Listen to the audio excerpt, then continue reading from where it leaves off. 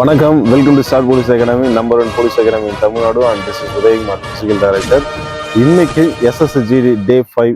டே 5க்கான work out என்னன்னு பார்த்தீங்கன்னா ரோட் ரேஸ். இந்த ரோட் ரேஸ் பொறுத்த வரைக்கும் நம்ம டெய்லி பண்ணலாமா அப்படின்னு சொல்லிட்டு எல்லாரும் மனதிலையும் திங்க் பண்ணுற ஒரு விஷயம் பார்த்தோன்னா அதுதான். ரோட் ரேஸ் பொறுத்தவரை நம்ம டெய்லி அப்படின்னு பண்ணிங்கன்னா கண்டிப்பாக நீயோட இம்பாக்ட் வந்து ரொம்ப அதிகமாக இருக்கும். ஆங்கிளோட இம்பாக்ட் நிறையவே இருக்கும்.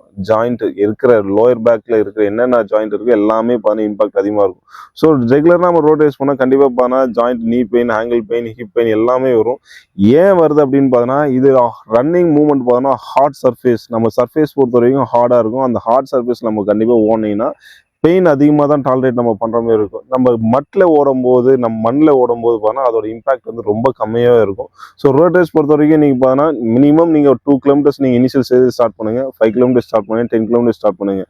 நீங்கள் 10 கிலோமீட்டர்ஸ் நீங்கள் ஓடுறீங்க அப்படின்னா 5 கிலோமீட்டர் ஓடிட்டு அங்கே ஸ்ட்ரெச் ரிலாக்ஸேஷன் பண்ணிட்டு திருப்பி 5 கிலோமீட்டர் நீங்கள் ஸ்டார்ட் பண்ணுங்கள். இல்லை சார் என்னால் 10 கிலோமீட்டர்ஸ் நீங்கள் ஓடுங்க சார் அப்படின்னா கண்டினியூ 10 கிலோமீட்டர்ஸ் ஓடுங்க. ஓடுற மெத்தட் அப்படின்னு பார்த்தீங்கன்னா டெம்போ ரேஸ், அந்த வால்யூம் எவ்வளோ இருக்கணும் அப்படின்னு பார்த்தீங்கன்னா மினிமம் பார்த்தீங்கன்னா 30 to 40% ரேஸில் நீங்கள் ஓடினீங்கன்னா தான் ரோட் ரேஸ் நீங்கள் கம்ப்ளீட் பண்ண முடியும்.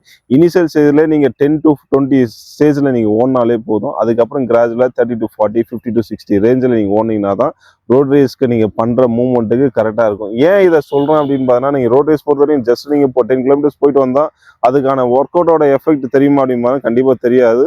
ஒரு ஃபர்ஸ்ட் இனிஷியல் ஸ்டேஜில் நீங்கள் ஸ்டார்ட் பண்ணுறீங்க அப்படின்னா பேசிக்காக நீங்கள் வந்து ரோட் ரேஸ் போயிட்டு ரோட் ரேஸ் வரது வந்து ஓகே, கார்டியோ லெவல் இம்ப்ரூவ் ஆகும். நம்ம ரோட் ரேஸில் தான் நமக்கு ஜிடி லெவல்லேருந்து 1600 மீட்டர்ஸும் சரி, 5 கிலோமீட்டர்ஸும் சரி, இதில் வந்து ரோட் ரேஸ் தான் வைப்பாங்க.